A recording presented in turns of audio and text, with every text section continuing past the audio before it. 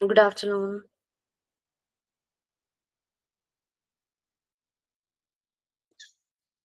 Good afternoon.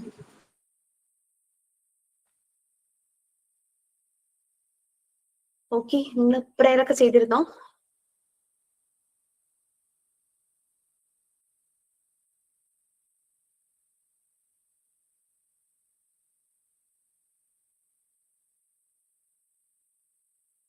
Prayer ചെയ്തിരുന്നോ? കഴിഞ്ഞോ? ചെയ്യാനുണ്ടോ? യെസ്. പ്രേയർ ഉണ്ടെങ്കിൽ പ്രേയർ സ്റ്റാർട്ട് ചെയ്യാം. ഓക്കെ, അറിയില്ലേ?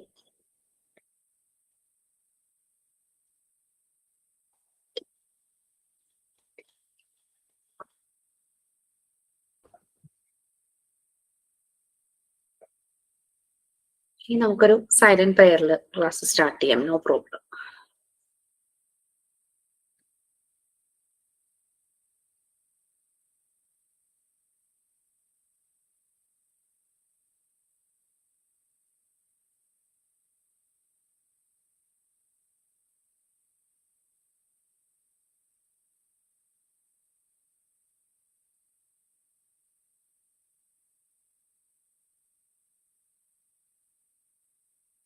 Okay please.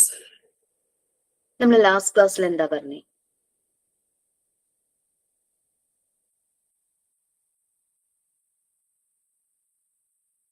Yes. Part 3 unit 3 start ചെയ്തു. Law of natural development. Okay, നിങ്ങളുടെ ടേം 2 എക്സാമിനേഷൻ അല്ല, ടേം 1 എക്സാമിനേഷൻ കഴിഞ്ഞതല്ലേ? Yes miss. മാർക്കെല്ലാം കിട്ടിയോ? ഓ കിട്ടി. ഹാപ്പിയാണോ? മീൻസ് കുഴപ്പമൊന്നുമില്ല, വിചാരിച്ച പോലെയൊക്കെ തന്നെ റിസൾട്ട് വന്നു? ഈസി ആയിരുന്നു എക്സാം. ഓക്കെ, സോ നമ്മളിപ്പോ part 3 law of natural development ആണ്. എവിടെ വരെയായി? ഫസ്റ്റത്തെ ഒരു 3 പാരഗ്രാഫ് എടുത്തിട്ടുണ്ട്. ക്ലാസ് ലീഡ് ചെയ്യാൻ പറ്റുമെങ്കിൽ ലീഡ് ചെയ്യണം, അങ്ങനെ എന്തെങ്കിലുമൊക്കെ പറഞ്ഞിട്ടുണ്ടായിരുന്നു? പറഞ്ഞിട്ടുണ്ടായിരുന്നു. ഇന്ന് റെഡിയാണോ?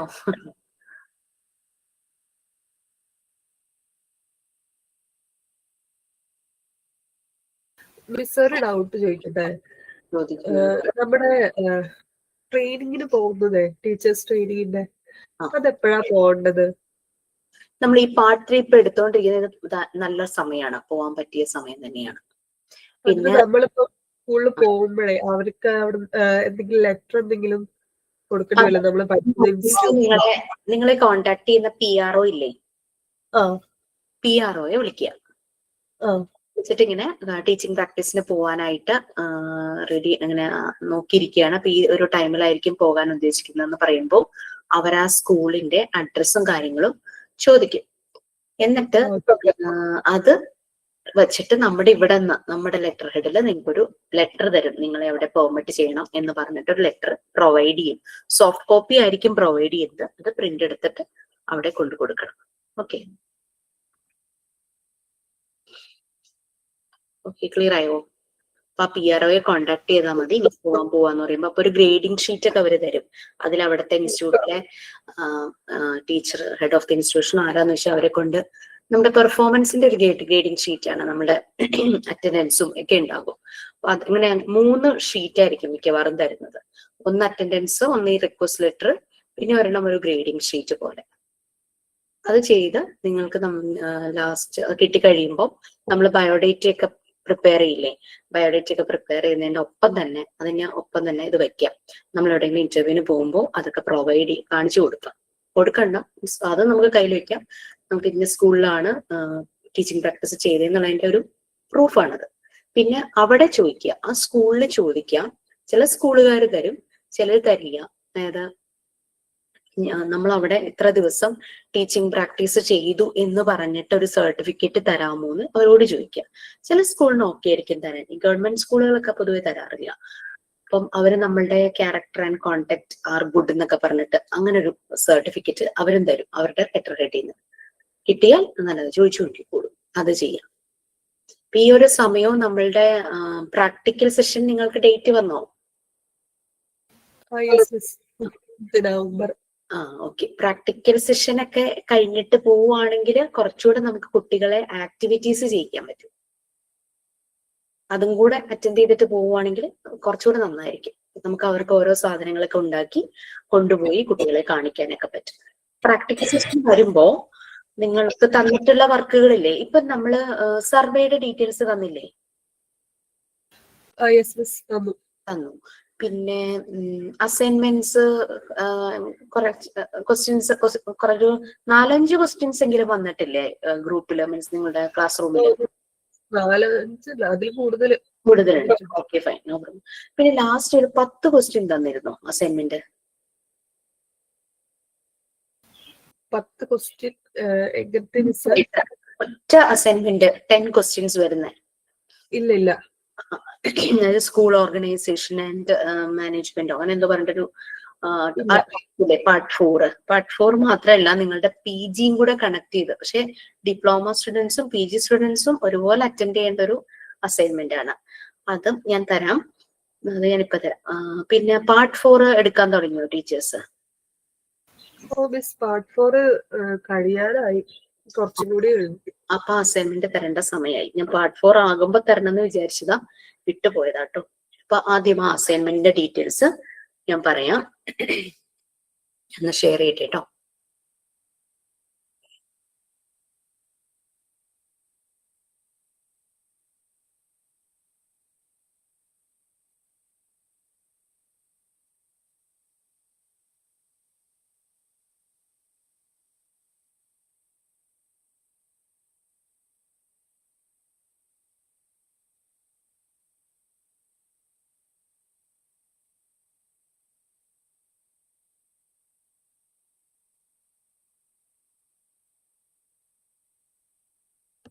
ഓക്കെ, ഇതാണ് അസൈൻമെന്റ്. റിമെന്റ് ഞാൻ എഴുതിയത് തരാം. അപ്പൊ 10 ക്വസ്റ്റ്യൻസ് ആയതുകൊണ്ട് ഞാൻ ഇതൊരു ചെറിയ നോട്ട്ബുക്കിൽ ഇത് മാത്രമായിട്ടാണ് എഴുതിയത്. ഞാൻ ചെയ്ത വർക്കില് 10 ഒന്നുമല്ല, 15-20 ക്വസ്റ്റ്യൻസ് ഉണ്ട്. അപ്പൊ ഞാൻ അതിൽ നിന്ന് ഏറ്റവും ഇമ്പോർട്ടന്റ് ആയിട്ടുള്ളത്, റെലവെന്റ് ആയിട്ടുള്ളത് മാത്രം പിക്ക് ചെയ്ത് നിങ്ങൾക്ക് അത് പ്രിപ്പയർ ചെയ്തിരിക്കുകയാണ്. School organisation and community relations എന്ന് പറഞ്ഞാണ്. ഇത് ശരിക്കും PGയിലെ സബ്ജക്റ്റുമായി കണക്റ്റഡ് ആണ്. പക്ഷെ എനിക്ക് തോന്നി ഡിപ്ലോമക്കാർ എഴുതുന്നത് നന്നായിരിക്കും. നിങ്ങൾക്കും PGയിലെ കണ്ടന്റ് എന്താണെന്നൊരു ഐഡിയ കിട്ടും. സ്കൂളിന്റെ മാനേജ്മെന്റ്, അഡ്മിനിസ്ട്രേഷൻ, ഒരു സ്കൂൾ എങ്ങനെയാണ് വർക്ക് ചെയ്യുന്നത്, പിന്നെ സ്കൂളും പാരന്റ്സും തമ്മിലുള്ള റിലേഷൻസ്, പിന്നെ അതുപോലെ തന്നെ സ്കൂൾ എന്തൊക്കെ കുട്ടികൾക്ക് പ്രൊവൈഡ് ചെയ്യണം, പിന്നെ ഒരു ടീച്ചർ എങ്ങനെയായിരിക്കണം, ടീച്ചറുടെ ക്വാളിറ്റീസ് എങ്ങനെയായിരിക്കണം, നമ്മളെ ലൈഫിൽ ഇൻഫ്ലുവൻസ് ചെയ്ത നമുക്ക് പേഴ്സണലി അറിയാവുന്ന ടീച്ചർമാർ ആരൊക്കെയാണ്, അതുകൂടാതെ വേൾഡ് ഫേമസ് ആയിട്ടുള്ള ടീച്ചേഴ്സ് അവരാരൊക്കെയാണ്, ഇതൊക്കെയാണ് ഈ ഒരു അസൈൻമെന്റ് മെയിൻ ആയിട്ട് ഫോക്കസ് ചെയ്യുന്നത്. ഞാൻ എഴുതിയത് ഞാനൊന്ന് എടുത്തോട്ടെ. അപ്പൊ ഈ ക്വസ്റ്റ്യൻസ് ഒക്കെ ഒന്ന് വായിച്ചു.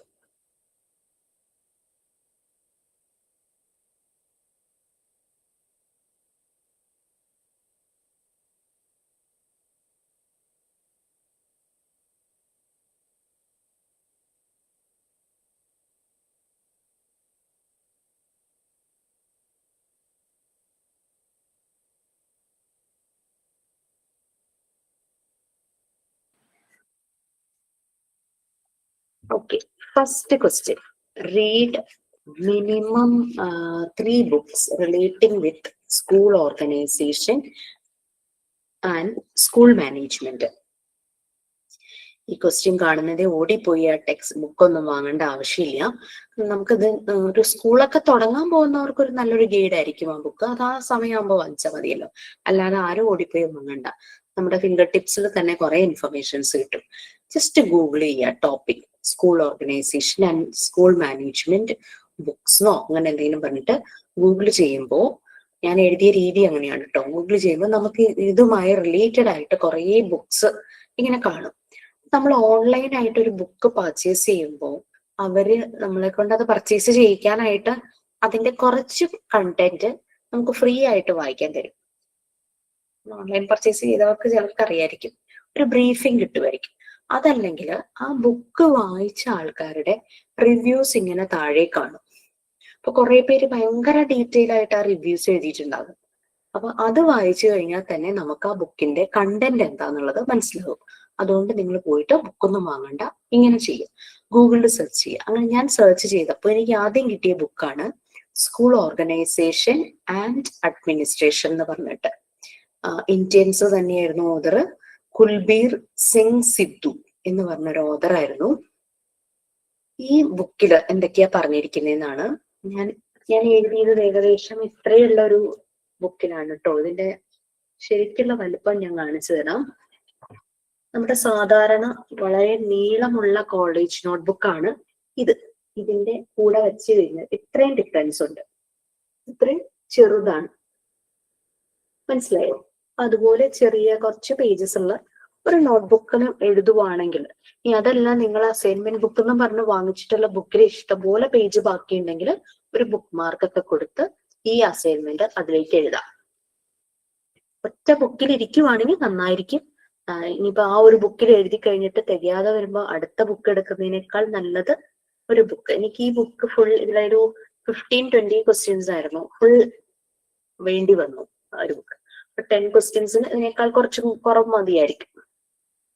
അപ്പൊ നോക്ക്, കണ്ടന്റ്സ് ഒക്കെ നോക്കി പേജ് ഒക്കെ നോക്കിയിട്ട് എഴുതാം. അപ്പൊ ഞാൻ സെർച്ച് ചെയ്തപ്പോ ഫസ്റ്റ് കിട്ടിയ ബുക്കാണിത്. സ്കൂൾ ഓർഗനൈസേഷൻ ആൻഡ് കമ്മ്യൂണിറ്റി എന്താ പറയാ അഡ്മിനിസ്ട്രേഷൻ എന്ന് പറഞ്ഞിട്ട് കുൽബീർ സിംഗ് സിദ്ധു. അപ്പൊ ഇതിനകത്ത് മാനേജ്മെന്റ് സിസ്റ്റത്തിനെ കുറിച്ചും എല്ലാം കാര്യമായിട്ടുള്ള ഐഡിയ കൊടുത്തിട്ടുണ്ട്. പിന്നെ കുട്ടികളുടെ റൈറ്റ്സിന് വളരെയധികം ഇമ്പോർട്ടൻസ് കൊടുത്തിട്ടുണ്ട് ഈ ബുക്സിൽ. പിന്നെ കുട്ടികൾക്ക് വേണ്ടുന്ന എല്ലാ ഫെസിലിറ്റിയും പ്രൊവൈഡ് ചെയ്യണമെന്ന് പറഞ്ഞിട്ടുണ്ട്. ലൈബ്രറി, പിന്നെ അവർക്ക് ഫിസിക്കൽ എഡ്യൂക്കേഷന് വേണ്ടുന്ന കാര്യങ്ങളും എക്സ്ട്രാ കരിക്കുലർ ആക്ടിവിറ്റീസിനെ കുറിച്ചും ഒക്കെ അതെല്ലാം വേണം എന്ന് ഈ ഓതർ പറഞ്ഞിട്ടുണ്ട്. പിന്നെ ഇതില് സ്കൂളിന്റെ background, present position, building, equipments, maintenance, അങ്ങനെ സ്കൂളിന്റെ പ്രിമസസ് ഒക്കെ എങ്ങനെയാണെന്നുള്ളതെല്ലാം ഇങ്ങനെ വേണം എന്നുള്ള ഡീറ്റെയിൽസ് ഒക്കെ കൊടുത്തിട്ടുണ്ട്. പിന്നെ ഹെഡ് മാസ്റ്ററുടെയും ടീച്ചേഴ്സിന്റെയും എല്ലാം ഇമ്പോർട്ടൻസും അവരുടെ ക്വാളിറ്റീസ് അങ്ങനെയുള്ള കാര്യങ്ങളെല്ലാം പറഞ്ഞിട്ടുണ്ട്. പിന്നെ different types of time table ഈ ബുക്കിൽ കൊടുത്തിട്ടുണ്ട്. പിന്നെ ടൈം ടേബിളിന്റെ ഇമ്പോർട്ടൻസ് പോയിന്റ് ഔട്ട് ചെയ്ത് പറഞ്ഞിട്ടുണ്ട്. ഒരു പുതിയതായിട്ടൊരു സ്കൂള് തുടങ്ങാൻ പോകുന്ന ഒരാൾക്ക് നല്ലൊരു റെഫറൻസ് ആണ് ഈ ബുക്ക് എന്ന് പറഞ്ഞിട്ടുണ്ട്. പിന്നെ സൂപ്പർവിഷൻ, ഇൻസ്പെക്ഷൻ, ഇതിനെ കുറിച്ചെല്ലാം പറഞ്ഞിട്ടുണ്ട്. ഇവാലുവേഷനും അസസ്മെന്റും എങ്ങനെ നടത്തണം. അങ്ങനെ ഓവറോൾ ഇതൊരു ഗുഡ് ബുക്കാണ്. ഒരു സ്കൂൾ ആദ്യം പുതിയതായിട്ട് തുടങ്ങാൻ പോകുന്ന ഒരാൾക്കും പിന്നെ ഏതെങ്കിലും സ്കൂളിൽ വർക്ക് ചെയ്യുന്നവർക്കും റെഫർ ചെയ്യാൻ പറ്റിയ നല്ലൊരു ബുക്കാണ്. ഞാൻ ഇതിന് ഈ ഒരു പേജ് മുഴുവൻ വന്നു. അടുത്ത പേജിന്റെ ഒരു ഹാഫ് വരെയും വന്നു. 1.5 പേജ് അത്രേ വന്നു കേട്ടോ. അത്രയൊക്കെ മതിയാവും. ഒരു 2 പാരഗ്രാഫ്സ്. ഞാനിപ്പോ ഇതിലെ പാരഗ്രാഫായിട്ട് തിരിച്ചൊരു 4-5 പാരഗ്രാഫ് ഉണ്ട്. നെക്സ്റ്റ് വൺ എനിക്ക് ഒരു പേജേ വന്നുള്ളൂ. സ്കൂൾ മാനേജ്മെന്റ് എന്ന് പറഞ്ഞിട്ടൊരു ബുക്കായിരുന്നു. ഓതേഴ്സ് 2 പേര്, may be husband and wife ആയിരിക്കാം. M dash and Neena dash എന്ന് പറഞ്ഞിട്ട് 2 പേരാണ് ഓതേഴ്സ്. ഇതില് സ്കൂൾ മാനേജ്മെന്റിനെ പറ്റിയിട്ട് സ്പെസിഫിക് ആയിട്ട് പറഞ്ഞിട്ടുണ്ട്. ഹെഡ് മാസ്റ്ററുടെ ഇമ്പോർട്ടൻസ്, ടീച്ചേഴ്സിന്റെ റോള്, പിന്നെ time table, report card, attendance register, ടീച്ചറുടെയും കുട്ടികളുടെയും അറ്റൻഡൻസ് രജിസ്റ്റർ. B.Ed സ്റ്റുഡൻസിന് വളരെ ഇമ്പോർട്ടന്റ്, വളരെ ആവശ്യമുള്ള ഒരു ബുക്കാണ്. ഇന്ത്യൻ യൂണിവേഴ്സിറ്റീസിൽ പഠിക്കുന്ന B.Ed സ്റ്റുഡൻസിന് അതും എഴുതിയിട്ടുണ്ട്. ചിലപ്പോൾ B.Ed സ്റ്റുഡൻസിന്റെ ഒക്കെ കയ്യിൽ ഇതിന്റെ പേഴ്സണൽ കോപ്പി കാണുമായിരിക്കും. പിന്നെ മാനേജ്മെന്റും ഡിസിഷൻ മേക്കിങ്ങും എങ്ങനെയാണെന്നൊക്കെ ഈ ബുക്കിൽ പറഞ്ഞിട്ടുണ്ട്. പിന്നെ വേരിയസ് സ്കൂൾസ്, ഇന്ത്യയിലുടനീളമുള്ള വേരിയസ് സ്കൂൾസും അതിന്റെ ഫങ്ഷൻസും എല്ലാം, പല ടൈപ്പുള്ള departments, education department, education board, agencies, ഇതെല്ലാം ഈ ബുക്കിൽ പറയുന്നുണ്ട്. അതിന്റെ എല്ലാം മാനേജ്മെന്റ് എങ്ങനെയാണെന്നുള്ള കാര്യമെല്ലാം ഈ ബുക്കിൽ പറഞ്ഞിട്ടുണ്ട്. അപ്പൊ അതായത് രണ്ടാമത് ഞാൻ എഴുതിയ ബുക്കിനെ കുറിച്ചുള്ള details. Next third book, last one, നമ്മളോട് 3 വായിക്കാനാണ് പറഞ്ഞിരിക്കുന്നത്. സ്കൂൾ അഡ്മിനിസ്ട്രേഷൻ ആൻഡ് മാനേജ്മെന്റ്, അതായിരുന്നു third book. Author S.K. Kochar. Education ഫീൽഡിലുള്ളവർക്ക് വളരെ ഹെൽപ്ഫുൾ ആയിട്ടുള്ള ഒരു ബുക്കാണ്. സ്കൂൾ അഡ്മിനിസ്ട്രേഷനെ കുറിച്ചും എഡ്യൂക്കേഷൻ മാനേജ്മെന്റിനെ കുറിച്ചും ഇൻസ്റ്റിറ്റ്യൂഷൻ പ്ലാനിങ്ങിനെ കുറിച്ചും എല്ലാം ഇതിൽ പറയുന്നുണ്ട്. പിന്നെ ഈ ഒരു ഇപ്പോഴത്തെ കാലഘട്ടത്ത് എഡ്യൂക്കേഷൻ അഡ്മിനിസ്ട്രേഷനിലും മാനേജ്മെന്റിലും വരുന്ന ചലഞ്ചസിനെ ഫേസ് ചെയ്യാം അങ്ങനെയുള്ള കാര്യങ്ങളും അതിൽ പറയുന്നുണ്ട്. ഹെഡ് മാസ്റ്ററുടെ റോള്, ടീച്ചേഴ്സിന്റെ, കുട്ടികളുടെ റോൾ, അതെല്ലാം പറയുന്നുണ്ട്. പിന്നെ സ്കൂളിലെ മറ്റ് കാര്യങ്ങൾ, ലൈബ്രറി, ഓഫീസ്, അതിനെ കുറിച്ചൊക്കെ പറയുന്നുണ്ട്. ആദ്യമായിട്ടൊരു സ്കൂൾ തുടങ്ങാൻ പോകുന്നവർക്ക് നല്ലൊരു ഗൈഡാണ് ഈ ബുക്കും. സ്കൂളിന്റെ കരിക്കുലം, പിന്നെ സ്ട്രക്ചർ, ഫങ്ഷനിങ് എല്ലാം ഇതിനകത്ത് പറയുന്നുണ്ട്. പിന്നെ ഹെൽത്ത് ഈസ് വെൽത്ത് എന്ന് ഇതിനകത്ത് പ്രത്യേകം എടുത്തു പറയുന്നുണ്ട്. അതുകൊണ്ട് ഈ ബുക്കില് ഫിസിക്കൽ എഡ്യൂക്കേഷന് വളരെയധികം ഇമ്പോർട്ടൻസ് കൊടുത്ത് പറയുന്നുണ്ട്. പ്രത്യേകിച്ചും അവര് എംഫസൈസ് ചെയ്യുന്നത് യോഗയിലാണ്. ഈ ഒരു ബുക്കില് അതാണ് പറഞ്ഞിട്ടുള്ളത്. അപ്പൊ ഇത് മൂന്നുമായിരുന്നു ഞാൻ എഴുതിയത്. Next, make models of time tables. ഇത് പലർക്കും ഒരു കൺഫ്യൂഷൻ വരാറുണ്ട്. ഞാൻ എഴുതിയ രീതി ഞാൻ പറഞ്ഞു തരാം. നിങ്ങൾക്ക് നിങ്ങളുടേതായ രീതിയിൽ എഴുതാം. ചിലര്, അതായത് നമ്മൾക്ക് ടൈം ടേബിൾസിന്റെ മോഡൽ ഉണ്ടാക്കണം. കുട്ടികൾക്കുള്ള ടൈം ടേബിൾ വേണം, ടീച്ചർമാർക്കുള്ള ടൈം ടേബിൾ വേണം, പ്രിൻസിപ്പളിന്റെ ടൈം ടേബിൾ വേണം. അപ്പൊ ചിലര് പ്രിൻസിപ്പളിന്റെ ടൈം ടേബിൾ എന്ന് പറയുമ്പോൾ പ്രിൻസിപ്പളിന്റെ ഒരു ദിവസത്തെ ഒരു റൊട്ടീൻ പോലെയൊക്കെ എഴുതി മീറ്റിങ്ങിന് പോകുന്നു, പാരന്റ്സ് മീറ്റിങ്ങിന് എഴുതുന്നു. അതല്ല ഉദ്ദേശിച്ചത്. ശരിക്കും സ്റ്റുഡൻസിന്റെ ടൈം ടേബിൾ എന്നുള്ള രീതിയിൽ ഞാൻ സെലക്ട് ചെയ്തത് ഒരു LKG ക്ലാസ്സിലെ, അപ്പൊ നമുക്ക് കുറെ ഒന്നും എഴുതണ്ടല്ലോ, ഒരു കുട്ടിയുടെ ടൈം ടേബിൾ അല്ലെങ്കിൽ ഒരു ക്ലാസ്. LKG ക്ലാസ് ആണെങ്കിൽ ആ ഒരു LKG ഒരു ക്ലാസ്സിന്റെ ടൈം ടേബിൾ അത് മതി. അപ്പൊ ഞാൻ പീരീഡിനെ ഇങ്ങനെ ഡിവൈഡ് ചെയ്തു. Morning session 3 period, afternoon session again 3 period, അങ്ങനെ ടോട്ടൽ 6 പീരീഡ്. ഇപ്പൊ KG സ്റ്റുഡൻസിന്റെ ഒരു സബ്ജക്ട്സ് മൺഡേ ടു ഫ്രൈഡേ ആണ് സബ്ജക്ട്സ് എന്നുള്ള രീതിയിൽ ഞാൻ മാത്സ്, മലയാളം, ഹിന്ദി, KGയിൽ ഹിന്ദി ഉണ്ടല്ലേ, പിന്നെ IT, കമ്പ്യൂട്ടർ ഉണ്ട് അവർക്ക്, പിന്നെ GK, story, colouring, cursive writing, dance or music, play, അങ്ങനെയൊക്കെ പറഞ്ഞിട്ട് അവരുടെ സബ്ജക്ട്സ് സെലക്ട് ചെയ്തു. എന്നിട്ട് അത് അതിനനുസരിച്ച് കൊടുത്തു. സബ്ജക്ട് 6 പീരീഡ് ഉണ്ടല്ലോ, ദിവസവും ഏതൊക്കെ വരണം അങ്ങനെയുള്ള രീതിയിലൊക്കെ കൊടുത്തു. പിന്നെ ആഴ്ചയിൽ ഓരോ സബ്ജക്ട് എത്ര എണ്ണം വേണം എന്നൊക്കെ മനസ്സിലൊരു ഐഡിയ വേണം. അതിനനുസരിച്ച് ആ ടൈം ടേബിൾ സെറ്റ് ചെയ്യാം. ഇനിയൊരു അവരുടെ time table സെക്കൻഡേ.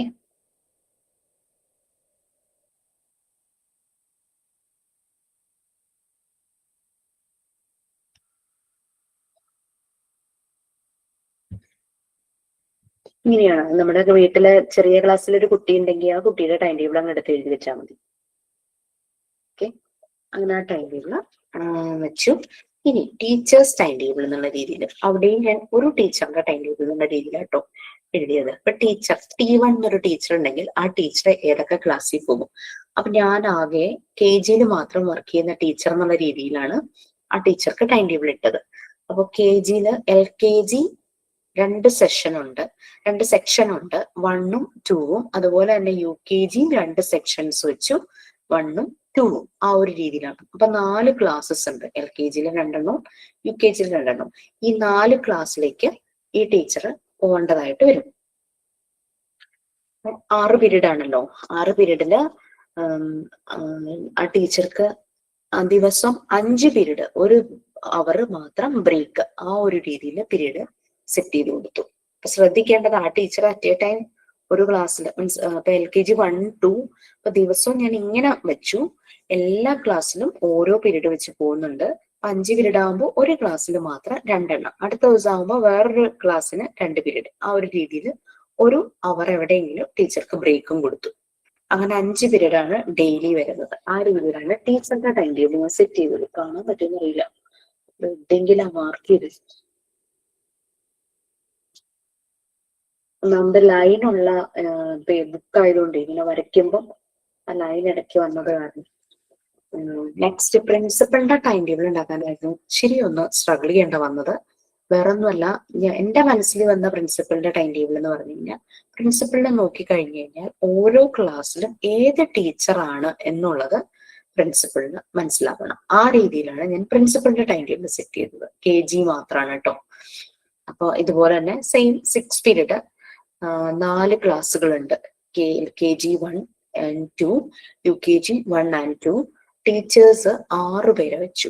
T1, T2, T3, T4, T5, T6 എന്ന് 6 പേര്, അങ്ങനെ പേര് കൊടുത്തു. നിങ്ങൾക്ക് എന്ത് വേണമെങ്കിലും ചെയ്യാം. അപ്പോ മൺഡേ ഇപ്പൊ ഫസ്റ്റ് പീരീഡ് 4 ക്ലാസ് അല്ലേ, 4 ടീച്ചർമാര് ആ 4 ക്ലാസ്സിലേക്ക് പോകും. 2 ടീച്ചേഴ്സിന് ബ്രേക്ക്, അവർക്ക് അതപ്പോ ക്ലാസ് ഇല്ല. അതിനനുസരിച്ച് നമ്മൾ 6 പീരീഡ് ഓരോ ദിവസവും അതിനനുസരിച്ച് സെറ്റ് ചെയ്യണം. എഴുതിയത് ഇങ്ങനെയാണ് കേട്ടോ.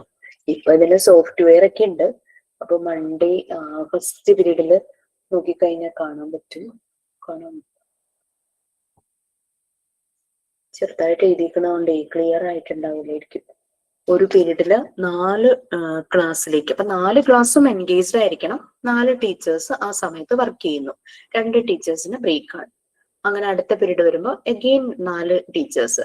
നമുക്കത് T1, T2, T3, T4, T5, T6 ഇനി 5 ടീച്ചർമാരാക്കണോ അങ്ങനെയും ചെയ്യാം. ഈ രീതിയിലാണ് ഞാൻ 3 ടൈം ടേബിളും സെറ്റ് ചെയ്തത്. ക്ലിയർ ആയോ ടൈം ടേബിള്? പ്രിൻസിപ്പളിനെ നോക്കുമ്പോൾ കാണാൻ പറ്റണം ഓരോ ക്ലാസ്സിലും ആരൊക്കെയാണെന്നുള്ളത്. അപ്പൊ ഒരാൾ ലീവായാൽ അവിടെ ഫ്രീ ആയിട്ട് ഏത് ടീച്ചറാണെന്നുള്ളതെന്ന് വെച്ചാൽ ആ ടീച്ചറെ അങ്ങോട്ട് വിടാൻ പറ്റുന്ന രീതിയിൽ പ്രിൻസിപ്പളിന് മനസ്സിലാവുന്ന രീതിയിൽ ഒരു ടൈം ടേബിൾ. ഇപ്പോൾ ക്യാമറകളുണ്ട് എല്ലാ ക്ലാസ്സിലും, കോറിഡോറിലും. പ്രിൻസിപ്പളിനെ നോക്കിക്കഴിഞ്ഞാൽ കാണാൻ പറ്റും ഏത് ക്ലാസ്സിൽ ഏത് ടീച്ചറാണെന്നുള്ളത്. പക്ഷെ അതല്ലാതെ തന്നെ നമ്മുടെ ഒരു ഡോക്യുമെന്റ് പോലെ വേണം അല്ലെ, ടൈം ടേബിൾ അനുസരിച്ച്. ഒരാൾ ലീവ് പറയുമ്പോൾ അയാൾക്ക് പകരം അവിടെ ആരെ കയറ്റണം എന്നുള്ളത് ടൈം ടേബിൾ നോക്കിയിട്ട് മനസ്സിലാക്കാൻ പറ്റുള്ളൂ. ക്യാമറ ആ ഒരു ടൈമിൽ ഓൺ ടൈമിൽ എന്താണ് ക്ലാസ് നടക്കുന്നതെന്നല്ലേ കാണാൻ പറ്റുള്ളൂ. സോ അത് നിങ്ങൾ അതിനനുസരിച്ച് ചെയ്യാട്ടോ. KG സെഷന് വേണ്ടി മാത്രമാണ് ചെയ്തത്.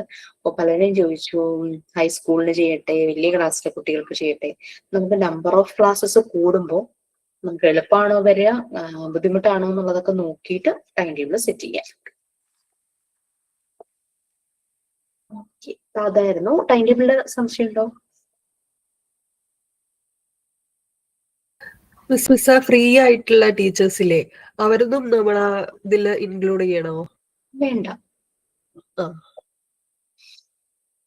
നമുക്ക് വേണമെങ്കിൽ ടൈം ടേബിളിന്റെ മുകളിലായിട്ട് ആ ടീച്ചർമാരുടെ പേരുണ്ടെങ്കിൽ ടീച്ചർമാരുടെ പേരും ക്ലാസ്സസ് ടീച്ചേഴ്സ് അവൈലബിൾ എന്നുള്ളത് കൊടുത്തിട്ട് അങ്ങനെ ചെയ്യാം. അപ്പോ ടൈം ടേബിളിൽ ഇപ്പൊ മൺഡേ ഫസ്റ്റ് പീരീഡ് നോക്കുമ്പോഴേക്കും 4 ടീച്ചർ, അപ്പൊ ടീച്ചർമാരുടെ പേര് പ്രിൻസിപ്പൾ നോക്കുമ്പോൾ ആ 4 പേരുണ്ട്, ബാക്കി 2 പേര് ഫ്രീ ആണ്. അപ്പൊ എന്തെങ്കിലുമൊക്കെ ഒരു ആവശ്യത്തിന് അവരെ ഓഫീസിലേക്ക് വിളിക്കണമെങ്കിൽ അവരെ വിളിപ്പിക്കാം, അങ്ങനെയൊക്കെ ചെയ്യാം.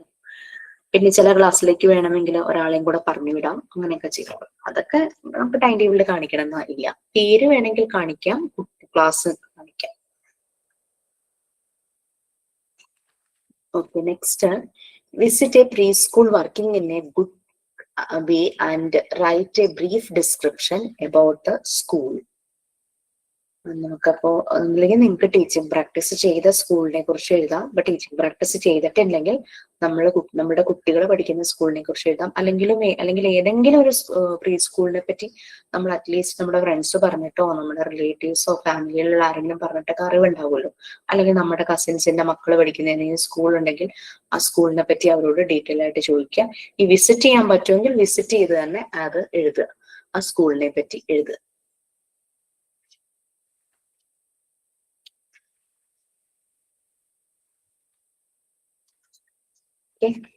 ക്ലിയർ ആയോ? ടീച്ചിങ് പ്രാക്ടീസ് ചെയ്തവർക്ക് അത് എഴുതാം, മക്കൾ പഠിക്കുന്ന സ്കൂളുണ്ടെങ്കിൽ അത് എഴുതാം. അതൊന്നും ഇല്ലാത്തവർക്ക് ഇതുപോലെ ഏതെങ്കിലും സ്കൂളിന് വിസിറ്റ് ചെയ്ത് ചെയ്യാം. അല്ലെങ്കിൽ ഏതെങ്കിലും സ്കൂളുമായി കണക്ട് ചെയ്ത ആൾക്കാരുണ്ടെങ്കിൽ അവരോട് ചോദിച്ചിട്ട് ഡേറ്റ കളക്ട് ചെയ്ത് അങ്ങനെ എഴുതാം.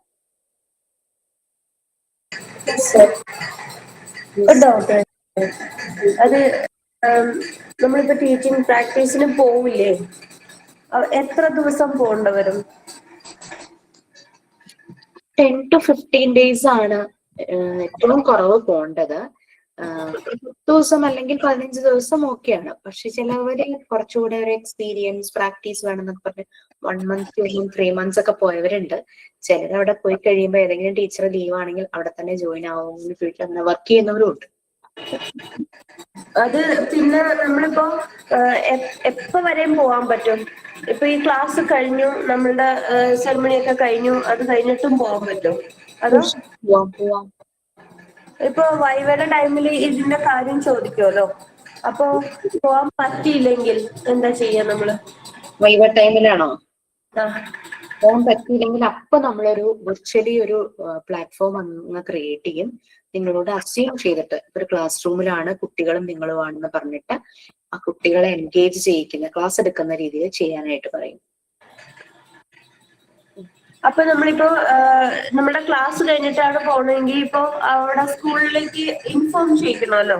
നമ്മളിപ്പോ അതിനെന്താ ചെയ്യാ? ഇപ്പോഴാകുമ്പോഴത്തേക്കും ഇവിടുന്ന് തന്നെ ചെയ്തു തരും. അത് കഴിഞ്ഞിട്ടാണെങ്കിലോ? കഴിഞ്ഞിട്ടാണെങ്കിലും ഇവിടെ കോണ്ടാക്ട് ചെയ്താൽ മതി. Okay, thank you.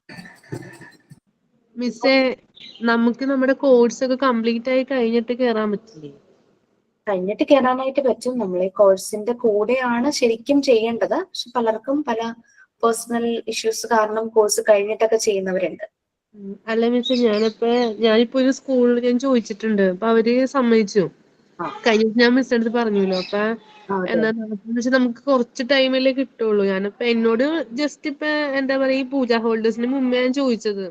അത് കഴിഞ്ഞ് കയറിക്കോളാൻ പറഞ്ഞായിരുന്നു.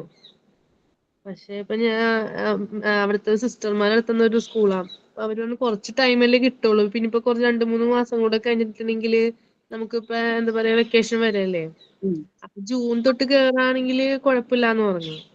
നമുക്കപ്പൊ എന്നോട് 6 മാസം നിന്നോളാനാ പറഞ്ഞേക്കുന്നത്. ഓക്കെ. ഈ ജൂൺ തൊട്ട് കേറുമ്പോ ഒരു പ്രശ്നം എന്താണെന്നറിയോ?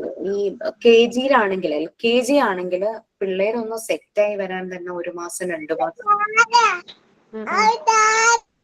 അതുകൊണ്ട് അവര് ആ സ്കൂളുകാർക്ക് പ്രോബ്ലം ഇല്ലെങ്കിൽ കുഴപ്പമില്ല. കാരണം പലപ്പോഴും നമ്മുടെ ട്രെയിനീസ് ടീച്ചിങ് പ്രാക്ടീസിന് ചോദിക്കുമ്പോൾ അവര് ജൂലൈ പകുതി കഴിയുമ്പോഴും ഓഗസ്റ്റ് ഒക്കെ ആകുമ്പോഴാണ് പെർമിഷൻ കൊടുക്കുന്നത്. കാരണം കുട്ടികൾ എപ്പോഴും കരച്ചിലും അങ്ങനെ ഇങ്ങനെയൊക്കെ അവരൊന്ന് അതുമായിട്ട് ഒന്ന് അഡാപ്റ്റഡ് ആകാൻ കുറച്ച് സമയം എടുക്കുമല്ലോ.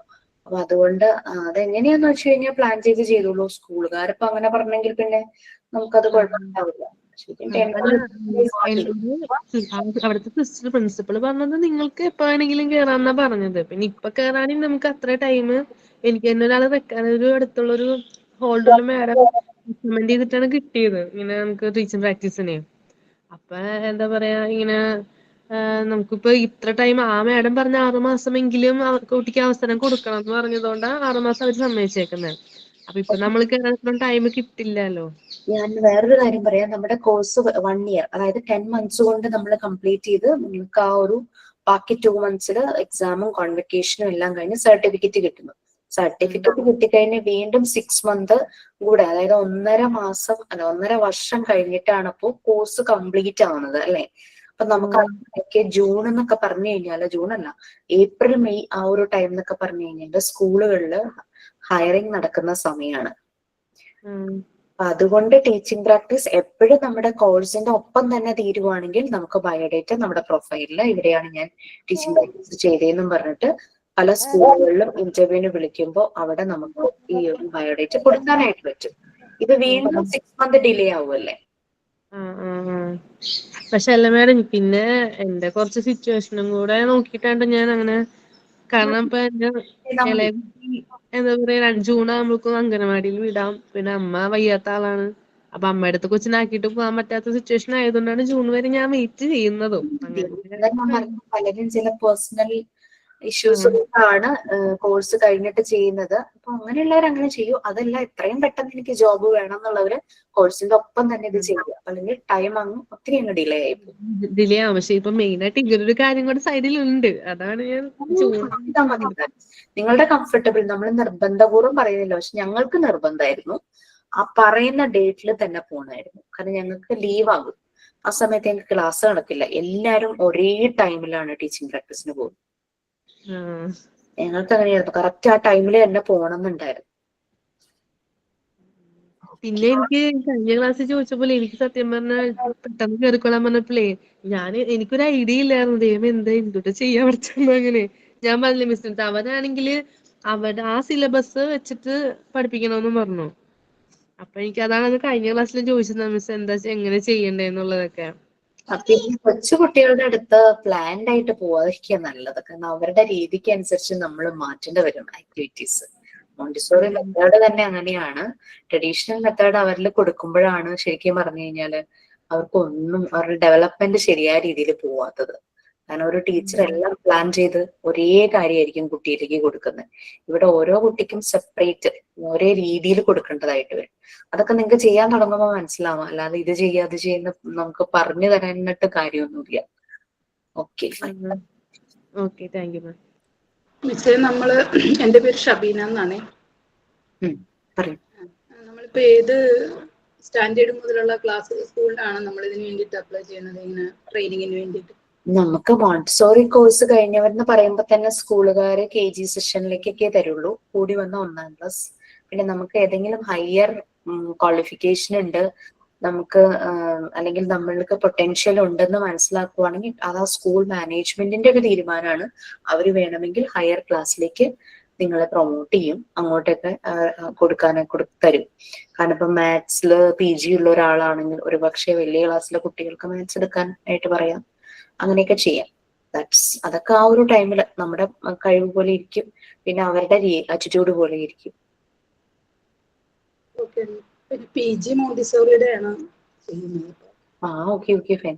കാരണം ഞാൻ 39ാമത്തെ വയസ്സിലാണ് Montessori course PG diploma in Montessori course ചെയ്തത്. അപ്പൊ എന്റെ കൂടെ ഒരു അന്ന് 45 ഏജ് ഉള്ള ഒരു എന്റെ ബാച്ച്മേറ്റ് ഉണ്ടായിരുന്നു. ആ മാം ആണെങ്കിൽ അവർക്ക് MA എന്തോ ആണെന്ന് തോന്നുന്നു, ആർട്സിലെങ്ങാണ്ട് PG എടുത്ത ആളാണ്. ആളൊരു സ്കൂളില് ടീച്ചിങ് പ്രാക്ടീസിന് പോയി. ആ സ്കൂള് ഒരു എലമെന്ററി സ്കൂളായിരുന്നു, LP സ്കൂളായിരുന്നു, CBSE തന്നെ. KG തുടങ്ങി 4th സ്റ്റാൻഡേർഡ് വരെ ഉള്ളതായിരുന്നു.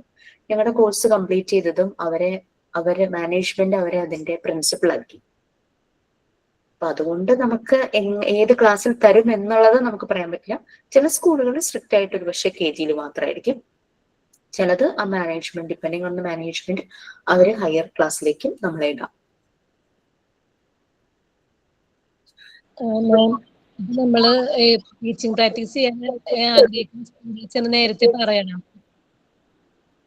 എവിടെ പറയണ കാര്യം? നമ്മ ടീച്ചിങ് പ്രാക്ടീസ് ചെയ്യാൻ ആഗ്രഹിക്കുന്ന സ്കൂൾ ഉണ്ടാകുമല്ലോ, അതെ, സ്കൂളിൽ നമ്മ നേരിട്ട് ചെന്ന് പറയണം ഇങ്ങനെ ട്രെയിനിങ്ങിന്. നമ്മൾ ആദ്യം ചെന്ന് അവരോട് റിക്വസ്റ്റ് ചെയ്യണം, എനിക്ക് ചെയ്യാൻ ആഗ്രഹമുണ്ട്. അപ്പൊ അവർ പെർമിറ്റ് ചെയ്യുവാണെങ്കിൽ അവരുടെ ഹെഡ് ഓഫ് ദ ഇൻസ്റ്റിറ്റ്യൂഷന്റെ അഡ്രസ്സ്, അതായത് ആ സ്കൂൾ അഡ്രസ്സിലുള്ള ആരാണോ അങ്ങനെ ആ അഡ്രസ്സ് വാങ്ങിച്ച് നമ്മളെ ഇൻസ്റ്റിറ്റ്യൂട്ടിൽ നിങ്ങളുടെ PRO കോൺടാക്ട് ചെയ്യാം. അപ്പൊ PRO നിങ്ങൾക്ക് ആ അഡ്രസ്സ് വെച്ചിട്ട് ഒരു റിക്വസ്റ്റ് ലെറ്റർ ഇവിടുന്ന് തരും. ആ ലെറ്ററുമായിട്ട് വീണ്ടും പോവാം. ആദ്യം ചെന്ന് ചോദിക്കണം, ഇങ്ങനെ നമുക്ക് ഇവിടെ പെർമിറ്റ് ചെയ്യുമോ എന്നുള്ളത് അറിയണമല്ലോ, ആദ്യം പോയി ചോദിക്കണം. പക്ഷെ ആ ലെറ്റർ നിർബന്ധമാണോ? അതായത് ഇപ്പൊ എന്നോട് ഇവിടെ പ്രത്യേകിച്ച് വേറെ ഒന്നും ചോദിച്ചിട്ടില്ല. ഇതൊന്ന് പറയാൻ നമ്മളുടെ കയ്യിലിരിക്കും ആ ലെറ്റർ. ഇപ്പൊ നമ്മളിങ്ങനെ അതൊരു പ്രൂഫാണല്ലോ, നമുക്ക് ഇൻസ്റ്റിറ്റ്യൂട്ട് ചെയ്യുന്ന ഒരു റിക്വസ്റ്റ് ലെറ്റർ, ഒരു ഫോർവേഡിങ് ലെറ്റർ തന്നു എന്നുള്ളതിനൊരു പ്രൂഫാണ്. സ്കൂളിലും ചോദിക്കുക, കഴിയുമ്പോ എനിക്കൊരു സർട്ടിഫിക്കറ്റ്, ഞാൻ ഇവിടെ ടീച്ചിങ് പ്രാക്ടീസ് ചെയ്തു എന്നുള്ള ഒരു സർട്ടിഫിക്കറ്റ് തരാമോ എന്ന് ചോദിക്കുക. അതും നമുക്ക് നല്ലൊരു ആഡഡ് അഡ്വാൻറ്റേജ് തന്നെയാണ്. ബയോഡേറ്റയിൽ നമുക്ക് ഈ സ്കൂളിലാണ് ചെയ്തതെന്ന് പറയുമ്പോൾ അവർ അതിന്റെ സർട്ടിഫിക്കറ്റ് കാണിക്കാൻ ചോദിച്ചു കഴിഞ്ഞാൽ അറ്റ്ലീസ്റ്റ് ഏതെങ്കിലും ഒരെണ്ണം ഉണ്ടാവണല്ലോ. ഒന്ന് കിട്ടിയ റിക്വസ്റ്റും പിന്നെ ഗ്രേഡ് ഷീറ്റ് ഉണ്ട്, ഒരു ഗ്രേഡ് ഷീറ്റ് തരും. നമ്മുടെ പെർഫോമൻസ് വെച്ചിട്ട് ഒരു ഗ്രേഡ് ഷീറ്റ് ഉണ്ട്. ആ ഗ്രേഡ് ഷീറ്റിൽ ആ സ്കൂൾ അതോറിറ്റീസ് ആണ് മാർക്ക് ഇടുന്നത്, അവര് മാർക്ക് ഇടും. പങ്ക്ച്വാലിറ്റി, അറ്റൻഡൻസ്, അങ്ങനെ എന്തൊക്കെയോ പറഞ്ഞിട്ട് കുറെ കാര്യങ്ങൾ അതിനകത്ത് പോയിന്റ് ഔട്ട് ചെയ്തിട്ടുണ്ട്. അതിൽ അവര് മാർക്ക് ഇട്ട് തരും. അതൊക്കെ നമുക്ക് സൂക്ഷിക്കാവുന്ന കാര്യങ്ങളാണ്. എവിടെയെങ്കിലും ഇന്റർവ്യൂവിന് പോകുമ്പോൾ ഇറ്റ്സ് എ പ്രൂഫ്. ടീച്ചിങ് പ്രാക്ടീസിന് പോയിരുന്നോ എന്ന് ചോദിക്കുമ്പോൾ നമുക്ക് ഞാനൊരു സ്കൂളിൽ ചെയ്തു എന്ന് പറയുന്നതിന്റെ ഒപ്പം തന്നെ നമുക്ക് എടുത്ത് കാണിക്കാമല്ലോ സർട്ടിഫിക്കറ്റ്സ്.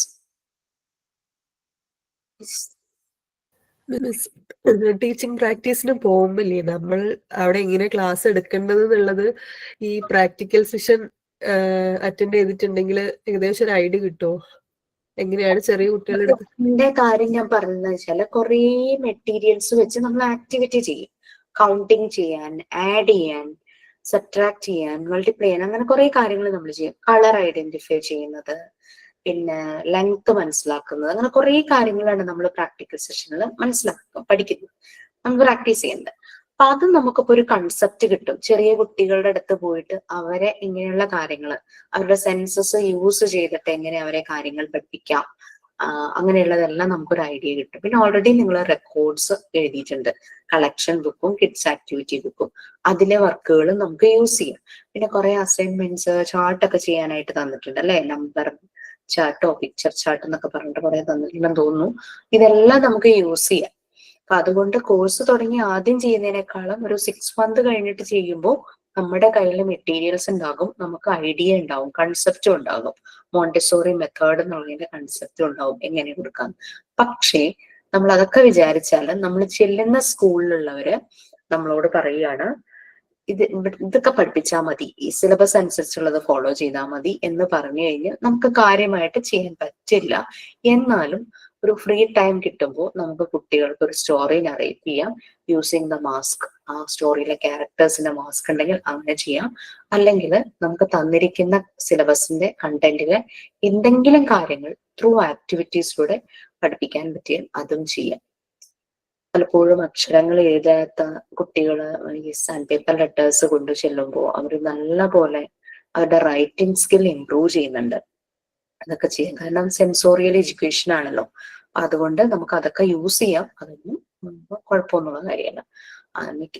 അവർ ഇംപ്രസ്ഡ് ആകുകയുള്ളൂ ശരിക്കും പറഞ്ഞു കഴിഞ്ഞാൽ. ഫുൾ കളിയിൽ പോവാതെ നമ്മൾ ത്രൂ ആക്ടിവിറ്റീസ് ആ ലേണിംഗ് പ്രോസസ് ചെയ്യുക എന്നുള്ളതാണ്. അത് മനസ്സിലാകണമെങ്കിൽ നിങ്ങൾക്ക് ഈ ഒരു മെത്തേഡ് ജസ്റ്റ് പ്രാക്ടിക്കലി കഴിയുകയാണെങ്കിൽ കുറച്ചുകൂടെ ഒരു ഐഡിയ കിട്ടും. ഇല്ലെങ്കിലും ഇപ്പോൾ ഓൾറെഡി നമ്മൾ ഈ മെറ്റീരിയൽസ് ഒക്കെ ഉണ്ടാക്കിയത് കൊണ്ട് ആ ഒരു ഐഡിയ ഉണ്ട്. കറക്റ്റ് ഒന്ന് ആലോചിച്ചിട്ട് അതിന് പറ്റുന്ന എക്സാക്ട് ടൈം ഒക്കെ ഒന്ന് സെലക്ട് ചെയ്ത് പോയാൽ മതി. ഇപ്പോഴത്തെ സ്കൂളുകളില് ഇപ്പൊ മോള് പഠിക്കണ ചെറിയ മോള് 1-ലാണ്. അപ്പൊ അവിടെ എന്ന് പറഞ്ഞു കഴിഞ്ഞാൽ എന്താ, നമ്മള് നേരത്തെ പഠിപ്പിക്കുന്ന ആ ഒരു രീതിയല്ല പഠിപ്പിക്കണത്. എല്ലാം കൂടി അങ്ങനെ എഴുതി കൊടുത്തുവിടുക, പഠിപ്പിക്കാനായിട്ട് കൊടുത്തുവിടുക, അവരെ കൊണ്ട് തന്നെ പഠിപ്പിക്കുകയാണ്. കാരണം അത് നമ്മൾക്കാണ് തന്നു പറഞ്ഞത്, അമ്മമാർക്കാണ് ഹോംവർക്ക് പോലെ തന്നു പറഞ്ഞത്. കുട്ടികൾക്ക് എങ്ങനെ പഠിക്കണം, എന്ത് പഠിക്കണം, അവർക്ക് സിമ്പിൾ ആയിട്ട് കൊടുക്കുക, അങ്ങനത്തെ ഒരു ഇതൊന്നുമില്ല. ഒരു കുന്ന് എഴുതി കൊടുത്തു വിടുകയാണ്, അത് പഠിക്കുക എന്നുള്ളൊരു മോഡല്. ഇപ്പൊ ഇതില് ക്ലാസ്സിൽ വന്നപ്പോഴത്തേക്കും എനിക്ക് കുറച്ചും കൂടെ ബെറ്റർ ആയിട്ട് തോന്നി, പിള്ളേരെ പഠിപ്പിക്കാനും ഒക്കെ ആയിട്ട്. ഇത് ടീച്ചർമാർ ഒരു ലോഡ് ഉണ്ട് കൊടുത്തു വിടുകയാണ്. കുട്ടികൾക്ക് പറ്റണില്ല അതൊന്നും ഇതാവാൻ. എനിക്ക് എല്ലാ സ്കൂളുകളിലും അങ്ങനെ ഉണ്ടോ എന്ന് എനിക്ക് അറിയില്ല. ഇതിപ്പോ ഈ കൊറോണയ്ക്ക് ശേഷമാണ് എനിക്കിത് ഭയങ്കരമായിട്ട് ഫീൽ ചെയ്തത്, ഇങ്ങനെ കൊടുത്തു വിടല്. അത് അപ്പൊ അങ്ങനെയാണെങ്കിൽ ആ സ്കൂളുകളിൽ പോകുമ്പോ അവര് ആ ഒരു രീതിയിൽ പഠിപ്പിക്കാനല്ലേ പറയുള്ളൂ.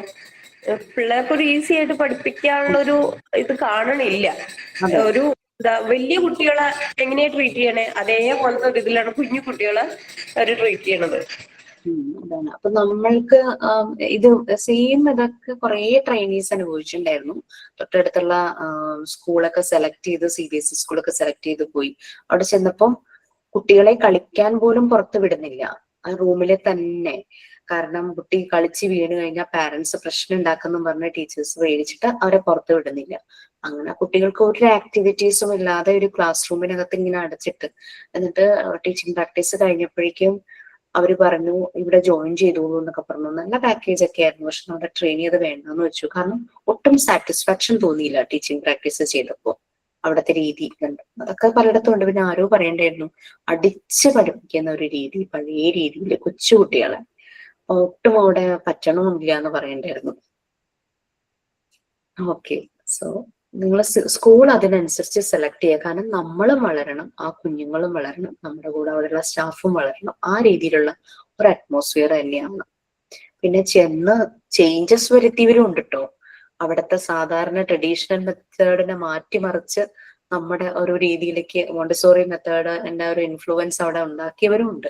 അതൊക്കെ നമ്മുടെ മിടുക്കോലിരിക്കും. നമുക്ക് ഗവൺമെന്റ് സ്കൂളിൽ ചോദിക്കാൻ പറ്റും? ഗവൺമെന്റ് സ്കൂളിൽ ചെയ്യാം. കാരണം ചില ഗവൺമെന്റ് സ്കൂൾ അവർക്ക് ഭയങ്കര താല്പര്യമായിരിക്കും ഇങ്ങനെയുള്ള ഒരു വരുന്നത്. പിന്നെ ഗവൺമെന്റ് സ്കൂളുകളിൽ ഇപ്പൊ ഒരു പദ്ധതി ഉണ്ടല്ലോ, എന്തോ വർണ്ണക്കൂടാരോ അങ്ങനെ എന്തോ പറഞ്ഞിട്ട്, അതിൽ കുറേയൊക്കെ ആക്ടിവിറ്റി ഓറിയന്റഡ് ആണ്.